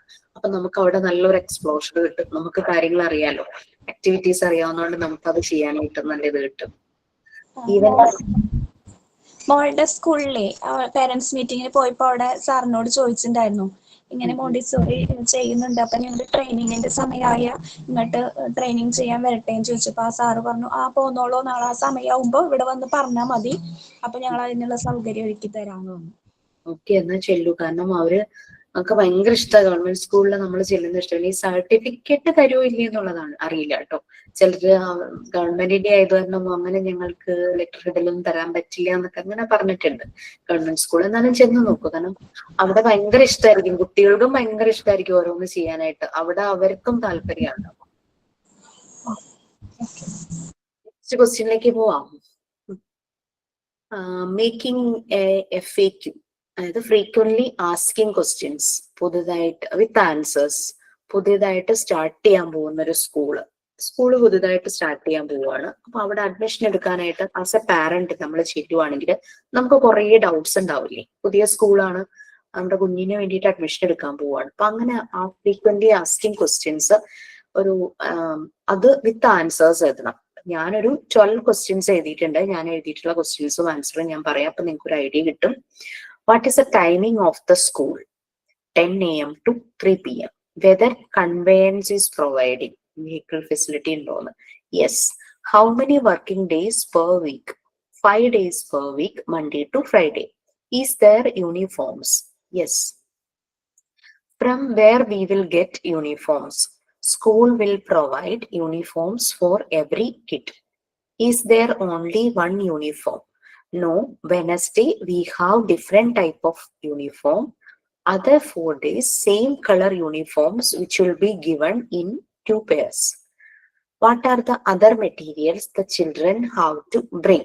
Children should bring bag, lunch, water bottle, snacks and umbrella if needed. What about textbooks and notebooks? All the books will be provided from the school itself. Is there any extracurricular activities? Yes. Dance and music. What is the fee structure? Fees details are given in the brochure itself. If any doubt, you can contact the telephone number given in the brochure.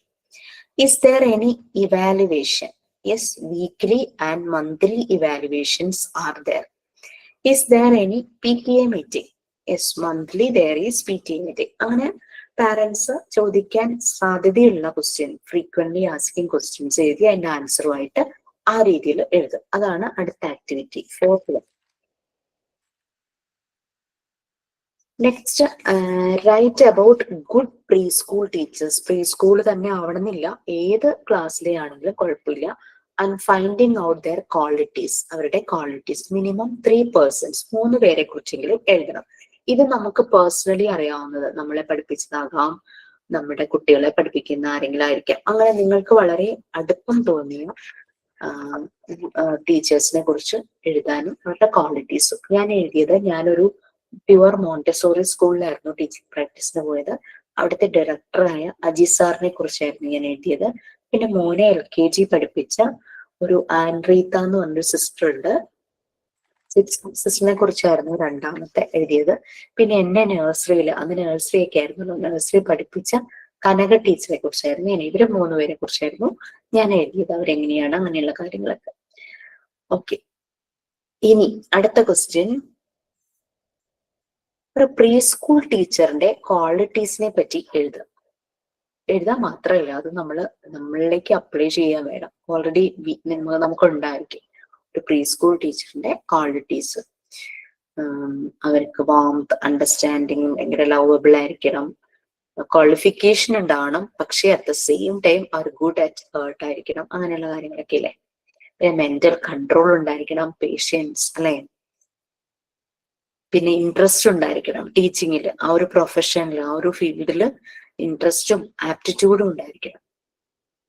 പിന്നെ full commitment and dedication അവർക്ക് ഉണ്ടായിരിക്കണം. അല്ലെ, കുട്ടികളുടെ needs മനസ്സിലാക്കാൻ പറ്റണം, at the same time പാരന്റ്സിന്റെ നീഡ്സും അവർക്ക് മനസ്സിലാക്കാൻ പറ്റണം. പിന്നെ നല്ലൊരു പ്രീ സ്കൂൾ ഒരു ടീച്ചർ എന്ന് പറഞ്ഞു കഴിഞ്ഞാല് ഒരു എൻകറേജിങ് അറ്റ്മോസ്ഫിയർ ഉണ്ടാക്കും കുട്ടികൾക്ക്. അവർക്ക് പരസ്പരം സപ്പോർട്ട് ചെയ്യാനും അവരെ സപ്പോർട്ട് ചെയ്യാനും. പിന്നെ കുട്ടികളെ പേടിപ്പിക്കാതെ തന്നെ ടീച്ചർക്ക് റെസ്പെക്ട് കിട്ടും, ആ ഒരു രീതിയിലുള്ള ടീച്ചറായിരിക്കും. കുറെ ഞാനത് സ്വയം തോന്നി എഴുതിയതെന്നാണ് എൻ്റെ ഒരു ഓർമ്മ കേട്ടോ. കാരണം ഞാൻ ഏകദേശം ഒരു 4-5 പേജ് എഴുതി വെച്ചിട്ടുണ്ട്. എവിടെ നിന്ന് കിട്ടിയെന്ന് അറിയില്ല, ഒക്കെ ഉള്ളിൽ നിന്ന് എന്തായിരിക്കും. കാരണം നമ്മളെ പഠിപ്പിച്ച പല ടീച്ചേഴ്സിനെയും ഒക്കെ ഓർമ്മ വന്നു. പിന്നെ ഈ ഒരു പ്രാക്ടീസ് ചെയ്യുന്ന സമയത്തും കുറെ കാര്യങ്ങൾ, സ്വയം നന്നാവേണ്ട കാര്യങ്ങൾ എന്തൊക്കെയാന്നൊക്കെ കൂടെ എല്ലാം കൂടെ ചേർത്തപ്പോഴേക്കും എനിക്ക് കുറെ ഉണ്ടായിരുന്നു എഴുതാൻ. ഇത്ര പേജ് വേണമെന്നല്ല കേട്ടോ പറഞ്ഞേ, ഞാൻ ഇത്രയും എഴുതിയിട്ടുണ്ടെന്ന് ഞാൻ പറഞ്ഞതായിരുന്നു.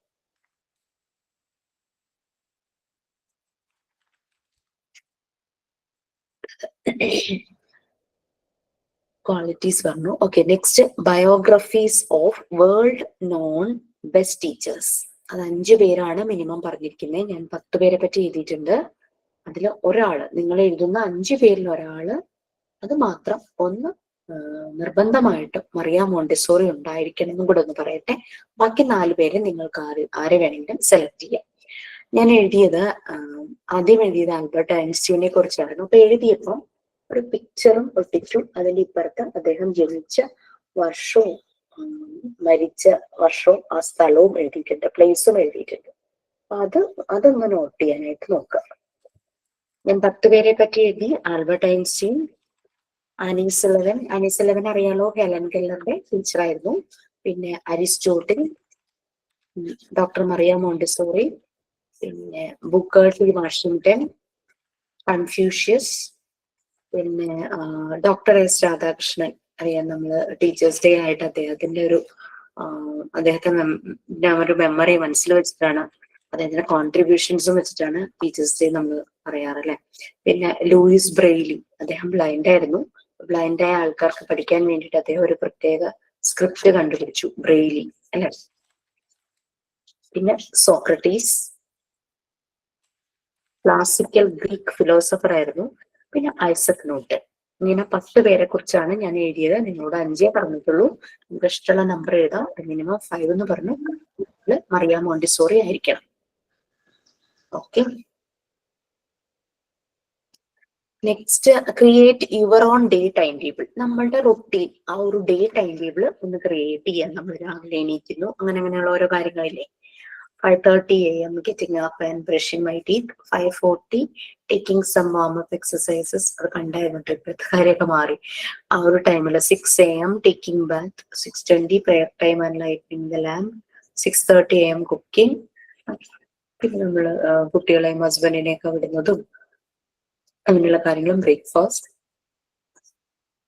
അങ്ങനെ പല കാര്യങ്ങളും ഇതൊക്കെ വന്ന് നമ്മളുടെ ആ ഒരു ഫുൾ ഒരു ദിവസത്തെ ഒരു ടൈം ടേബിൾ. സൺഡേസിലേക്കൊന്നും പോകരുത്. നമ്മൾ സാധാരണ ആക്റ്റീവ് ആയിട്ടുള്ള സൺഡേ മാറി മറിയുമല്ലോ ഡേ ടൈം ടേബിൾ, അതിനനുസരിച്ച് ഒരു ടൈം ടേബിൾ സെറ്റ് ചെയ്യുക. പിന്നെ what are the learning activities you provided in the teaching practice school? If you haven't started it, what all activities you are planning four? നിങ്ങൾ teaching practice ചെയ്ത ഒരു സ്കൂളിൽ എന്തെല്ലാം activities ആണ് നിങ്ങൾ ചെയ്യിച്ചത്? ഇനി ചെയ്യാത്തവരാണെങ്കിൽ നിങ്ങളുടെ മനസ്സിൽ എന്തൊക്കെയാണ് പ്ലാൻ ഉള്ളത് എന്നുള്ളത്. അതാണ് ഒരു സ്കൂളിൽ ടീച്ചിങ് പ്രാക്ടീസിന് പോകുമ്പോൾ എന്തെല്ലാം കാര്യങ്ങൾ ചെയ്യിക്കും, അതാണ് അതിൽ വരുന്നത്. പിന്നെ write about child friendly school environment. ഞാൻ ഇത് ചെയ്തപ്പോൾ ഞാൻ പിക്ചേഴ്സും കളക്ട് ചെയ്ത് ഒട്ടിച്ചിട്ടുണ്ടായിരുന്നു. ചൈൽഡ് ഫ്രണ്ട്ലി സ്കൂൾ എൻവിയോൺമെന്റ് എനിക്ക് ഇന്ത്യൻ എക്സ്പ്രസിൽ നിന്നായിരുന്നു ഞാൻ ടീച്ചിങ് പ്രാക്ടീസിന് പോയ ആ സ്കൂളിനെ കുറിച്ചുള്ള ഡീറ്റെയിൽസ് കിട്ടിയത്. അത് വായിച്ചു കഴിഞ്ഞപ്പോൾ എനിക്ക് അവിടെ പ്രാക്ടീസ് ചെയ്യണമെന്ന് ഒരു ആഗ്രഹം തോന്നി. അങ്ങനെയാണ് ഞാൻ പോയത്. അത് അതിന്റെ പിക്ചേഴ്സ് ഒക്കെ ഞാൻ കളക്ട് ചെയ്ത് വെച്ചിട്ടുണ്ട്. എന്താ അവിടുത്തെ മേഡമാണ്, പുള്ളിക്കാരി ചൈനീസ് ആണ്. സാറാണിത്, അവളുടെ ഹസ്ബൻഡ്. പിന്നെ കുറച്ച് പിക്ചേഴ്സും ഒക്കെ അല്ലാതെ ഡൗൺലോഡ് ചെയ്യുകയൊക്കെ ചെയ്തു. അതൊക്കെ ഒട്ടിച്ചു. ആ സ്കൂളിൽ ചൈൽഡ് സൈസ്ഡ് ആയിട്ടുള്ള ഫർണിച്ചറും അങ്ങനെയുള്ള കാര്യങ്ങളും പിന്നെ നിറയെ മെറ്റീരിയൽസ് എല്ലാം വച്ചിരിക്കുന്നതും അങ്ങനെയുള്ള കുറെ പിക്ചേഴ്സ് കളക്ട് ചെയ്തിരുന്നു. പിക്ചേഴ്സ് വേണം നിർബന്ധമൊന്നുമില്ല, എന്നാലും ആ ഒരു ക്വസ്റ്റ്യന് അത് ചെയ്താൽ നന്നായിരിക്കും എന്ന് തോന്നി. അതുകൊണ്ടാണ് അങ്ങനെ എഴുതിയത്. ഇത്രയുമാണ് ആ ഒരു അസൈൻമെന്റ് എന്ന് പറയുന്നത്. നിങ്ങൾക്ക് ഇതിൽ ഡൗട്ട്സ് ഉണ്ടോ? യെസ്, ഞാൻ പറഞ്ഞു വന്നത്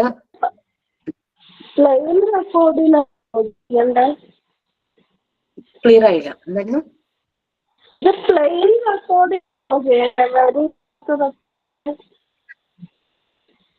വോയിസ് ബ്രേക്ക് ആവുന്നു. എനിക്ക് മാത്രമാണോ? രാജലക്ഷ്മി ക്ലിയർ ആയില്ല.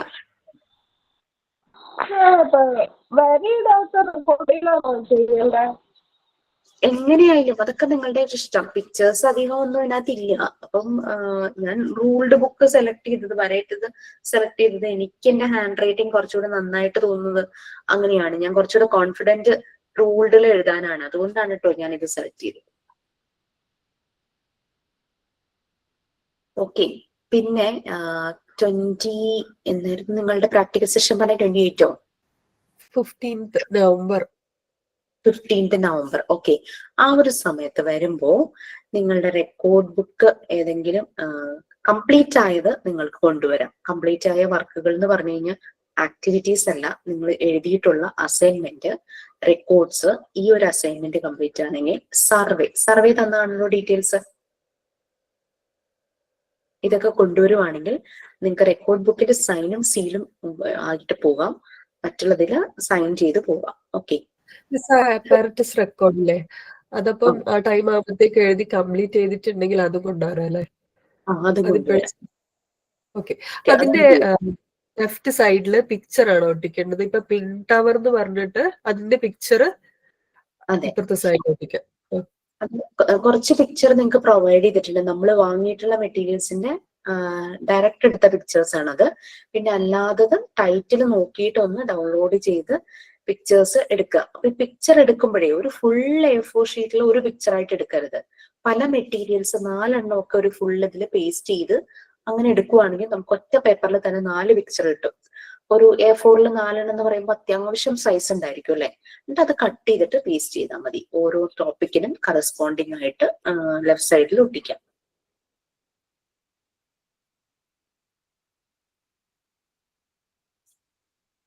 അത് പിന്നെ എത്ര പേരാന്നുള്ളതൊക്കെ നിങ്ങൾ ലിസ്റ്റ് ആക്കി തുടങ്ങിയോ? പ്രാക്ടിക്കൽ സെഷൻ വരെ നിങ്ങൾക്ക് ക്ലാസ് എടുക്കാൻ ടൈമില്ല, അതുകൊണ്ട് ഞാൻ ചോദിക്കാം. ഇല്ല, ലിസ്റ്റ് ആക്കിയിട്ടൊന്നുമില്ല. അത് ചോദിക്കും, ഓഫീസിൽ നിന്ന് നിങ്ങളെ വിളിക്കും. എല്ലാം ഓരോരുത്തരെ പേഴ്സണലി തന്നെ വിളിക്കും തോന്നുന്നു. വരാൻ ചാൻസ് ആരൊക്കെ ഉണ്ട്, കാരണം നമ്പർ നമുക്ക് വേണം. അതാണ് നമുക്ക് 5th റെക്കോർഡ് എഴുതി തുടങ്ങാവോ? അപ്പോ യെസ്, 5th റെക്കോർഡ് എഴുതി തുടങ്ങാം. എഴുതുമ്പോൾ ഒരു കാര്യം ശ്രദ്ധിക്കുക, കാരണം വൈവയ്ക്ക് വരുമ്പോൾ ഞാൻ കണ്ടിരിക്കുന്നൊരു അവസ്ഥ എന്ന് പറഞ്ഞു കഴിഞ്ഞാല് മോണ്ടിസോറി അപ്പാരറ്റസിനെ കുറിച്ചാണ് 5th റെക്കോർഡിലുള്ളത്. അതായത് നിങ്ങളുടെ മോഡ്യൂൾ 3 ഇല്ലേ, മോഡ്യൂൾ 3നെ 5 പാർട്ടായിട്ട് ഡിവൈഡ് ചെയ്തിട്ടുണ്ട്. ഈ 5 പാർട്ടിനെ കുറിച്ചുള്ള ഞാനേ സോറി മിസ്, ഞാൻ ലെഫ്റ്റ് ആവാട്ടോ, ഫോണിൽ 5% ഉള്ളൂ. Okay okay okay, thank you ma'am, thank you. Okay, അപ്പം നിങ്ങൾ മോഡ്യൂൾ 3യിലെ കണ്ടന്റ്സ് എടുത്ത് നോക്കിക്കഴിഞ്ഞു കഴിഞ്ഞാൽ കാണാം. അത് നമുക്ക് പ്രാക്ടിക്കൽ സെഷൻ ആണ്. അതില് ഇങ്ങനെ 5 പാർട്ടായിട്ട് ഡിവൈഡ് ചെയ്തിട്ടുണ്ട് നമ്മുടെ അത്. ഈ മോഡ്യൂൾ 3യുടെ ക്ലാസ് ഞാൻ എടുക്കും. അതൊരു ബ്രീഫിംഗ് സെഷൻ ആയിരിക്കും, കാരണം അത് പ്രാക്ടിക്കലാണ്. അപ്പൊ പ്രാക്ടിക്കലിൽ വരുന്ന കാര്യങ്ങൾ ഞാൻ ഒരു ദിവസം നൈറ്റ് നിങ്ങളുടെ പ്രാക്ടിക്കൽ തുടങ്ങുന്നതിന് മുമ്പ് ക്ലാസ് എടുക്കും. മോഡ്യൂൾ 3 പറഞ്ഞിരുന്നു, അത് എടുക്കുമ്പോ എഴുതിയാ മതി എന്ന് പറഞ്ഞിരുന്നു. അപ്പൊ ഇപ്പൊ എഴുതി തുടങ്ങിക്കോളൂ, കുഴപ്പമില്ല. പക്ഷെ എഴുതുമ്പോ നമ്മൾ എഴുതുമ്പോ ഒരു 1 ടൈം റീഡിങ്ങും കൂടിയാണല്ലേ. അപ്പൊ ഒന്ന് മനസ്സിരുത്തി വായിച്ച് എഴുതുവാണെങ്കിൽ നന്നായിരിക്കും. അപ്പൊ നമുക്ക് ആ മെറ്റീരിയലിനെ കുറിച്ചൊരു ഐഡിയ കിട്ടും. അത് നമ്മൾ പ്രാക്ടീസ് ചെയ്യുമ്പോൾ കുറച്ചുകൂടെ അത് നമുക്ക് നല്ലപോലെ മനസ്സിലാകും. ഇത് വൈവയ്ക്ക് വരുമ്പോൾ എല്ലാരും ഇത് കംപ്ലീറ്റ് എഴുതി വെച്ചിട്ടുണ്ട്, പക്ഷെ ഓരോന്നിനെ കുറിച്ചും ചോദിക്കുമ്പോൾ ഒന്നും പറയാൻ കിട്ടുന്നില്ല. അപ്പൊ എഴുതുമ്പോ അങ്ങനെ ചുമ്മാ അങ്ങ് എഴുതി പോവുക. അപ്പം ആ ഒരു 1 ടൈം റീഡിങ്ങും കൂടെ എഴുതുന്നതിന്റെ ഒപ്പം നടക്കുവാണെങ്കിൽ നിങ്ങൾക്ക് ഒരു പ്രാവശ്യം അത് ഉള്ളിൽ ആയി. പിന്നെ നമ്മൾ പ്രാക്ടിക്കൽസ് ചിലർക്ക് വരാൻ പറ്റില്ലായിരിക്കും, ഓൺലൈൻ ആയിട്ട് നിങ്ങൾക്ക് പ്രൊവൈഡ് ചെയ്യും ക്ലാസ്. അത് കഴിഞ്ഞിട്ടാണ് നമ്മളുടെ ഈ ഓഫ്ലൈൻ നേരിട്ടുള്ള ക്ലാസ് കേട്ടോ. അപ്പൊ ഓൺലൈനിലൂടെ ടീച്ചേഴ്സ് ഓരോ മെറ്റീരിയലിന്റെ ഡെമോ കാണിച്ചു തരും എങ്ങനെയാണെന്നുള്ളത്. അപ്പൊ ഒരു ഐഡിയ കിട്ടും. പിന്നെ പ്രാക്ടിക്കലിന്റെ നേരിട്ട് വരുന്ന നിങ്ങൾ തന്നെത്താനെ ചെയ്ത് നോക്കുമ്പോൾ ക്ലാരിറ്റി ആകും, ക്ലിയർ ആകും. പക്ഷെ ഒരു പ്രാവശ്യം ചെയ്തതുകൊണ്ട് അങ്ങനെ ക്ലിയർ ആവണമെന്നില്ല, പലതവണ നമുക്ക് ചെയ്യാം. റിപ്പീറ്റ് ചെയ്ത് ചെയ്യുമ്പോഴാണ് ആ ക്ലാരിറ്റി വരുന്നത്. ഇനി വരാൻ പറ്റാത്തവർക്ക് വരുന്നവര് ചെയ്യുന്നതിന്റെ നല്ല ക്ലിയർ വീഡിയോ എടുത്തിട്ട് ഷെയർ ചെയ്യുക. അപ്പൊ അവർക്ക് ഒന്നുകൂടെ അത് മനസ്സിലാവും. നമ്മൾ ചെയ്യുന്നതിന്റെ ഒരു വീഡിയോ ഒരാളിങ്ങനെ കാണിച്ചു തരുന്നതിനേക്കാളും നമ്മൾ ചെയ്യുന്നതിന്റെ ഒരു വീഡിയോ എടുത്ത് അവർക്ക് അയച്ചു കൊടുക്കുമ്പോൾ അവർക്ക് വരാൻ കഴിയാത്തവർക്ക് കുറച്ചുകൂടെ ഐഡിയ കിട്ടും. ഈ വൈവ സമയത്ത് ഇതിനെപ്പറ്റി ചോദിക്കുമ്പോൾ ആകെ കൺഫ്യൂസ്ഡ് ആയിട്ടിരിക്കും, ആദ്യമായിട്ട് കേട്ട പോലെയൊക്കെ ഇരിക്കും ചില മെറ്റീരിയൽസ്. അതുകൊണ്ട് പറഞ്ഞത് ഞാൻ ഓർമ്മപ്പെടുത്തിയതാ. അപ്പൊ ഇങ്ങനെയുള്ള കാര്യങ്ങൾ ശ്രദ്ധിക്കുക. വരുമ്പോൾ കംപ്ലീറ്റ് ആയ വർക്കുകൾ കൊണ്ടുവരിക, നിർബന്ധമൊന്നുമില്ല. എല്ലാ വർക്കുകളും കംപ്ലീറ്റ് ആയിട്ടുണ്ടെങ്കിൽ നിങ്ങൾക്ക് വരുന്ന അന്ന് നേരിട്ട് വൈവ അറ്റൻഡ് ചെയ്യുക. പ്രാക്ടിക്കൽ കഴിയുമ്പോൾ നമ്മുടെ കഴിയില്ല എന്ന് തോന്നുന്നു വർക്കുകൾ കഴിഞ്ഞിട്ടുണ്ടെങ്കിൽ നിങ്ങൾക്ക്, അതായത് അസൈൻമെന്റ് പറഞ്ഞിട്ടുള്ളതും സർവേ പറഞ്ഞിട്ടുള്ളതും റെക്കോർഡും കംപ്ലീറ്റ് ആണെങ്കിൽ നിങ്ങൾക്ക് അവിടെ എഴുതുക, വൈവ അറ്റൻഡ് ചെയ്യാം നേരിട്ട്. അപ്പൊ ആ പരിപാടി അങ്ങ് തീരും. പ്രാക്ടിക്കൽ സെഷൻ കഴിഞ്ഞു കഴിഞ്ഞാൽ വിത്തിൻ 2 വീക്സ്, ഒരാഴ്ച അല്ലെങ്കിൽ ഒരു 10 ദിവസം കഴിയുമ്പോഴേക്കും ഓൺലൈനായിട്ട് വൈവ സ്റ്റാർട്ട് ചെയ്യും. അപ്പൊ ഡിലേ ഇല്ലാതെ എക്സാമും കഴിഞ്ഞ് വൈവയും കഴിഞ്ഞ് പെട്ടെന്ന് തന്നെ നിങ്ങളുടെ കോഴ്സ് കംപ്ലീറ്റ് ചെയ്യാനായിട്ട് പറ്റും. പിന്നെ വൈവ അങ്ങ് കഴിഞ്ഞ് കഴിഞ്ഞാൽ പിന്നെ തിയറി എക്സാമിന് വേണ്ടിയിട്ട് മാത്രം ആലോചിച്ചാൽ മതിയല്ലോ. വൈവ അങ്ങ് കഴിയുമല്ലോ. അല്ലെങ്കിൽ വൈവ അങ്ങ് ഡിലേ ആയി പോകും. നമുക്ക് സർട്ടിഫിക്കറ്റ് സെറമണി ഒക്കെ ചെയ്യുന്നതൊക്കെ ഡിലേ ആയി പോകും. അതിനേക്കാൾ നല്ലത് ഇങ്ങനെ നമ്മൾ തീരുമാനിച്ചത്. പാർട്ട് 3 എടുക്കുമ്പോൾ തന്നെ പ്രാക്ടിക്കലാണ് മോഡ്യൂൾ 3. പാർട്ട് 3 തിയറി ആണ് മോഡ്യൂൾ 3 പ്രാക്ടിക്കലായിട്ട് പറഞ്ഞിരിക്കുന്നത്. അപ്പൊ അതിൽ കുറെ ഡെമോൺസ്ട്രേഷൻ കാര്യങ്ങളൊക്കെയാണ്. അത് വായിച്ചു നോക്കുക സമയം കിട്ടുമ്പോൾ. ജഗ്ഗില് വെള്ളം ഒഴിക്കണതും പൾസസ് കണ്ടെയ്നറിൽ ഫില്ല് ചെയ്യണതും അങ്ങനെ ഇങ്ങനെയുള്ള കാര്യങ്ങൾ. അപ്പൊ ഓരോ ഏജ് അനുസരിച്ച് കുട്ടികൾക്ക് ഏത് കൊടുക്കും അങ്ങനെയുള്ള കാര്യങ്ങളൊക്കെയാണ്. അതൊരു തിയറി ക്ലാസ് എടുക്കേണ്ടതല്ല. നമ്മൾ തന്നെ കുട്ടികളെ കൊണ്ട് പ്രാക്ടീസ് ചെയ്ത് ഒരു ഡെമോൺസ്ട്രേഷൻ പോലെ കാണിക്കേണ്ട കാര്യങ്ങളാണ്. അപ്പൊ അത് ഞാൻ ഒരു ദിവസം ഒരു 1.5 hours ഒക്കെ എടുത്തിട്ട് ഒരു ഈവനിങ് സെഷൻ പ്രാക്ടിക്കൽസിന് മുമ്പ് ക്ലാസ് എടുക്കും. ഈവനിങ് എടുക്കുന്നത് എല്ലാവർക്കും കയറാൻ പറ്റാൻ വേണ്ടിയിട്ടാണ് കേട്ടോ. അതാകുമ്പോ ഒരു ഐഡിയ കിട്ടും. മിസ്, നമ്മളിപ്പോ ട്രെയിനിങ്ങിന് പോകുമ്പോ ഇപ്പൊ ഓരോ സ്കൂളുകളിൽ ചെല്ലുമ്പോ അവരുടേതായ ഒരു രീതി ഉണ്ടാവുമല്ലോ. അപ്പൊ നമ്മുടെ രീതി അങ്ങനെ പറയുമ്പോ അവര് അത് അംഗീകരിക്കുവോ? നമ്മള് അടിച്ചേൽപ്പിക്കേണ്ട. അവരിപ്പോ നമ്മളോട് കുട്ടികളെ ആൽഫബറ്റ്സ് പഠിപ്പിക്കാൻ പറഞ്ഞു കഴിഞ്ഞാൽ നമുക്ക് ആൽഫബറ്റിക്കൽ സോങ് അറിയാം, ആക്ഷൻ സോങ് അറിയാലേ. ആ ആക്ഷൻ സോങ്ങിലൂടെ പഠിപ്പിക്കുക. അവര് നമ്മളോട് ആൽഫബറ്റ്സ് പഠിപ്പിക്കാനേ പറഞ്ഞിട്ടുള്ളൂ അല്ലെ. അങ്ങനെയാണെങ്കിൽ നമുക്ക് ആക്ഷൻ സോങ്ങിലൂടെ പഠിപ്പിക്കാലോ. അല്ലെങ്കിൽ എന്തെങ്കിലും സ്റ്റോറിയിലൂടെ പഠിപ്പിക്കാൻ പറ്റുമെങ്കിൽ അങ്ങനെയും ചെയ്യാലോ. അല്ലാതെ ഞാൻ ഇങ്ങനെ ചെയ്യുള്ളൂ നമ്മൾ അങ്ങനെ പറയേണ്ട കാര്യമില്ല. നമ്മൾ അവരെ ജഡ്ജ് ചെയ്യാനോ ഒന്നിനുമല്ല നമ്മൾ പോയിരിക്കുന്നത്. നമുക്കൊരു പ്ലാറ്റ്ഫോം അവിടെ കിട്ടി, നമ്മളവിടെ വർക്ക് ചെയ്യാൻ പോലെ നമ്മൾ ചെയ്യുന്നത് ശരിയായ രീതിയാന്ന് കാണുമ്പോൾ അവരത് ആക്സെപ്റ്റ് ചെയ്യും. നമുക്കറിയുന്ന രീതിയിൽ ചെയ്യാലേ. അതെ. കുട്ടികൾക്ക് കാര്യം പെട്ടെന്ന് കിട്ടണം, അവർക്ക് ഇൻട്രസ്റ്റ് ആകണം. അതിന് ചെറിയ കുഞ്ഞുങ്ങൾക്ക് ആക്ടിവിറ്റി ഓറിയന്റഡ് തന്നെയാണ് നല്ലത്. അപ്പൊ അങ്ങനെയൊക്കെ ചെയ്യുമ്പോഴേക്കും അവർക്ക് പെട്ടെന്ന് അവർ എഴുതും, കൗണ്ട് ചെയ്യും, എന്താ പറയാ ആൽഫബറ്റ്സ് അവർ ഐഡന്റിഫൈ ചെയ്യാനായിട്ട് തുടങ്ങും. അതൊക്കെ ഈ ഒരു മെത്തേഡിലൂടെ പെട്ടെന്ന് അവർക്ക് കിട്ടും. പല ടീച്ചേഴ്സ് വന്നിട്ട് ആ സ്കൂളിൽ പറയാറുണ്ട്, എന്താ പറയാ ഒരു ലെറ്റർ ഞാൻ പഠിപ്പിക്കാൻ ഒരാഴ്ച എടുത്തു, ഇത് ഒറ്റ ദിവസം കൊണ്ട് പഠിപ്പിച്ചുള്ളൂ എന്നൊക്കെ പറഞ്ഞ് നമുക്ക് കുട്ടികൾക്ക് കോംപ്ലിമെന്റ് കിട്ടാറുണ്ട് കേട്ടോ. അപ്പൊ അതാണ്. അല്ലാതെ നമ്മൾ ഇങ്ങനെ ചെയ്യുള്ളൂ, ഞങ്ങളുടെ മെത്തേഡ് ഇതാണെന്നോ അങ്ങനെയൊന്നും നമ്മൾ പറയാൻ വേണ്ട. ചെല്ലുന്ന അവർ പെർമിറ്റ് ചെയ്യുമ്പോൾ ഞാൻ എന്നാ വരേണ്ടത്, എങ്ങനെയാണ് ഞാൻ ചെയ്യേണ്ടതെന്ന് ചോദിക്കുമ്പോൾ ചിലർ പറയും നിങ്ങളുടെ രീതിക്ക് അനുസരിച്ച് ചെയ്തോളൂ എന്ന് പറയും. ചിലർ പറയും ആ ഒരു ടീച്ചർ എൻഡ് ചെയ്ത പോർഷൻ ഇതാണ്, അപ്പൊ അത് കഴിഞ്ഞിട്ടുള്ള ഭാഗം, അല്ലെങ്കിൽ എക്സാം ആണ് വരാൻ പോകുന്നത്, റിവിഷൻ ആണ് ചെയ്യിക്കേണ്ടത്, അങ്ങനെ അവരെന്താണോ പറയുന്നത് അതിനനുസരിച്ച് നമ്മുടെ മെത്തേഡ് അപ്ലൈ ചെയ്ത് കുട്ടികളിൽ കൊടുക്കുക എന്നുള്ളത്. നമുക്കപ്പോ മൊഡ്യൂൾ 3 എടുത്ത ശേഷം ട്രെയിനിങ്ങിന് പോവായിരിക്കും നല്ലത് അല്ലെ? മോഡ്യൂൾ 3 കുറെ ഡെമോൺസ്ട്രേഷൻ ആണ്. അതായത് ഇപ്പോ കൗണ്ട് ചെയ്യിക്കാനായിട്ട് ബീഡ്സ് യൂസ് ചെയ്യുക, പിന്നെ എന്താ പറയാ ഇത് ലൈഫ് സ്കിൽസ്, അതായത് ഡ്രസ്സിങ് ഫ്രെയിംസ് യൂസ് ചെയ്യുന്നതും ഇങ്ങനെ ബട്ടൺ ഇടുന്നതും സിബ് ഇടുന്നതും അങ്ങനത്തെയൊക്കെ. നമ്മൾ വൺസ് 1-2 ക്ലാസ് അങ്ങ് കഴിയുമ്പോഴേക്കും അവിടുത്തെ ടീച്ചേഴ്സും HM ഒക്കെ നമ്മുടെ കാര്യത്തിൽ ഓക്കെ ആണെന്ന് കാണുവാണെങ്കിൽ നമുക്ക് പതുക്കെ നമ്മുടെ മെറ്റീരിയൽസ് അങ്ങോട്ട് എടുക്കാം, ഡ്രസ്സിങ് ഫ്രെയിം ആയിട്ടും. അങ്ങനത്തെ കാര്യങ്ങളാണ് മോഡ്യൂൾ 3 വരുന്നത്. അത് 5 പാർട്ടാണ്. ആ 5 പാർട്ടിനെ കുറിച്ചാണ് നമ്മൾ ലാസ്റ്റ് അപ്പാരറ്റസ് റെക്കോർഡിൽ എഴുതുന്നത്. ആ 5 ഏരിയകളിൽ മറിയാ മോണ്ടിസോറി ഡിവൈഡ് ചെയ്ത 5 ഏരിയയാണ്. 5 ഏരിയയിൽ യൂസ് ചെയ്യുന്ന മെറ്റീരിയൽസിനെ കുറിച്ചാണ് നമ്മൾ 5ാമത്തെ റെക്കോർഡ് എഴുതുന്നത്. Okay ma'am, thank you. Miss, ആ പ്രാക്ടിക്കൽ ക്ലാസ്സിന് വരുമ്പം ഈ എല്ലാ മെറ്റീരിയൽസും നമുക്ക് പരിചയപ്പെടുത്തൂലേ? നേരിട്ട് വരുമ്പോ നിങ്ങളെ ചെയ്യുന്നേ, ഞങ്ങള് ഒബ്സർവ് ചെയ്യുള്ളൂ. നമ്മൾ ആദ്യം ഒരു ഡെമോ കാണിക്കും. മീൻസ് ഡെമോ ഓൾറെഡി ഓൺലൈൻ ആയിട്ട് കഴിയും. അപ്പോൾ വരുന്നവർക്ക് എല്ലാവർക്കും പെട്ടെന്ന് തന്നെ അവർ ഒറ്റയ്ക്ക് ചെയ്യാനായിട്ട് തുടങ്ങും. അത് ഒരാൾ ചെയ്യുന്നത് നോക്കി മറ്റുള്ളവർ ഇരിക്കലല്ല, എല്ലാവരും ചെയ്യണം. കാരണം ഇത്രയും ദൂരെ നിന്നൊക്കെ വരുമ്പോൾ നമ്മളെ മെറ്റീരിയൽ ശരിക്കും തൊട്ട് നോക്കി അതിന്റെ ടെക്സ്ചർ ഒക്കെ മനസ്സിലാകണം. ഒരു കുട്ടിക്ക് എങ്ങനെയാണോ അത് എടുക്കുമ്പോൾ ഫീൽ ചെയ്യണത് അതൊക്കെ നമ്മൾ മനസ്സിലാക്കണം. നമ്മളുടെ ഇന്നർ ചൈൽഡ് പുറത്തു വരണം. അതിങ്ങനെ കയ്യിലെടുക്കുമ്പോൾ വുഡിന്റെ ഒക്കെ ആയിരിക്കുമല്ലോ, അപ്പൊ ആ ഒരു വെയിറ്റ്, അതിന് എന്തെങ്കിലും ടെക്സ്ചർ ഡിഫറൻസ് ഉണ്ടെങ്കിൽ ബ്ലൈൻഡ് ഫോൾഡ് ചെയ്തിട്ട് അത് മനസ്സിലാക്കുക. അതുകൊണ്ട് വെറുതെ കാണിക്കുകയല്ല, ഞങ്ങളത് വിട്ടുതരും. അവിടെ നമ്മൾ ഡിസ്പ്ലേ ചെയ്തിട്ടുണ്ടാവും.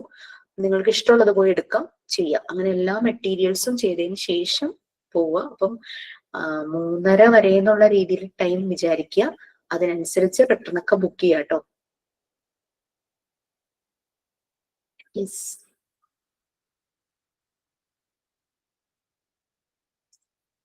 ഓക്കെ, എന്നാ മൈൻഡ് ഇപ്പൊ യമിനിയൊന്നുമല്ലല്ലോ. അപ്പൊ ക്ലാസ് എന്നാന്നുള്ളത് പറയാം കേട്ടോ. തിയറി മറ്റേ മോഡ്യൂൾ 3യുടെ ബ്രീഫിംഗ് എന്നാന്നുള്ളത് പറയാം.